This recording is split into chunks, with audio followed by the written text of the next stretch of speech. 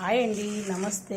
ఈరోజు నేను తయారు చేసేది కొత్తిమీరతో మామిడి తురుము వేసి పచ్చడి ఊరగాయ టైప్లో చేస్తున్నాను. కొంచెం నిలవ ఉంటుంది పచ్చడి.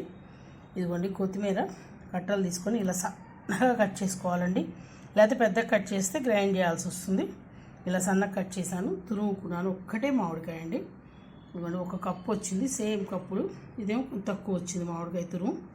2.5 స్పూన్ల కారం వేసాను, 1 స్పూనున్నర ఉప్పు, 1 పెద్ద స్పూను మెంతులు ఆవాలు వేయించిన పొడి, మెంతులు ఆవాలు మిరపకాయలు పోపులోకి, పసుపు, ఇంగువ, నూనె అండి. ఇంతేనండి.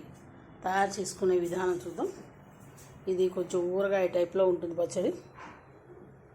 ఇది కొంచెం దీంట్లో నంచుకోవడానికి బాగుంటుందని మా చెల్లెలు వాళ్ళు చేసుకుంటారట. ఎక్కువగా వాళ్ళే చేస్తారండి.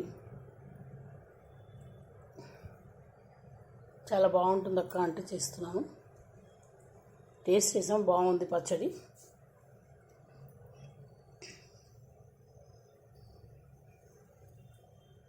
కొత్తిమీర పచ్చడి చేసాం అనుకోండి, 2-3 రోజులే ఉంటుంది. ఇదైతే ఇంకా ఉంటుందని ఇలా చేసింది తను.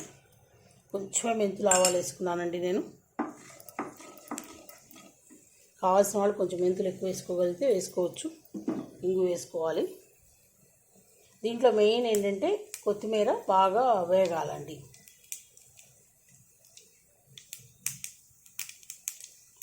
చిట్లాడుతున్నాయి.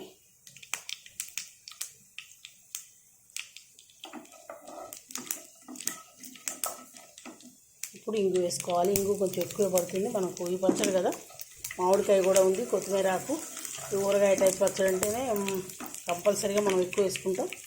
దీంట్లోకి కొత్తిమీర వేసుకోవాలండి. కొత్తిమీర కడిగి ఆరబెట్టింటే ఇంకా బెనిఫిట్ అండి. ఇంకొచ్చి ఆరబెట్టలేదు, బాగా పొడి బట్టతో తీసుకొని కట్టల్ని కట్ చేసుకోవచ్చు. ఇలా సన్నగా కట్ చేయగలిగితే కట్ చేయాలి. లేని పక్షంలో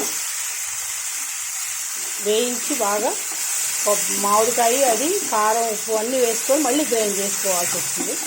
అలా అక్కర్లేదనుకుంటే ఇలా అని చేసుకోవచ్చు.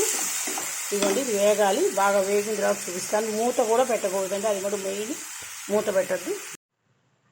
ఇవ్వండి, ఇంతేను. ఇవ్వండి, ఇలా వేగినాయి. ఇప్పుడు వేగిన తర్వాత ఇది ఆఫ్ చేసేసేయాలి.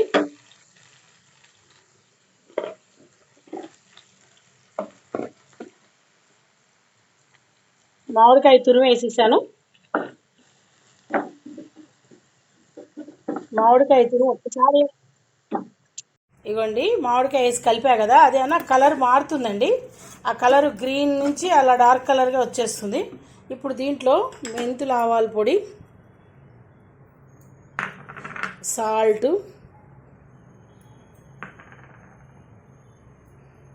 కారం, మిర్చి పౌడరు,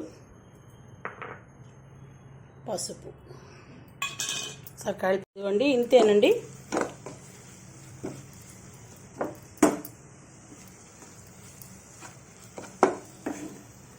తడి చేయకుండా ఉంటే 4-5 డేస్ కంపల్సరీగా ఉంటుంది. ఇంకొక 2 నిమిషాలు పొయ్యి మీద ఇలానే పెట్టుకుందాం. ఆయిల్ పైకి వస్తుంది. పైకి వచ్చిన తర్వాత చూపిస్తాం. ఇవ్వండి, ఇంతే. చూసారా ఆయిల్ ఎలా పైకి వచ్చిందో? ఇంతేనండి పచ్చడి. కొత్తిమీర మామిడికాయ తురిమేసి పచ్చడండి. ఇలా అయితే కొంచెం నిలవ ఉంటుందని ఇలా చేశాను నేను. దీన్ని ఇలా కాదు అనుకొని ముందు గ్రైండ్ చేసుకొని మళ్ళీ పోపు పెట్టుకోదలుచుకుంటే మళ్ళీ గ్రైండ్ చేసుకోవచ్చు. నేను సన్నగా ముక్కలు దొరికా కాబట్టి పర్వాలేదని ఉంచాను. మీకు కావాలంటే గ్రైండ్ చేసుకొని మళ్ళీ పోపు పెట్టుకోండి. ఇంతేనండి. పోపు పెట్టుకుంటే వేరే టేస్ట్ వస్తుంది, కానీ గ్రైండ్ చేస్తే ఇలా ఉంటే దీంట్లోనే ఉండి కొత్తిమీర స్మెల్ బాగా వస్తుందండి.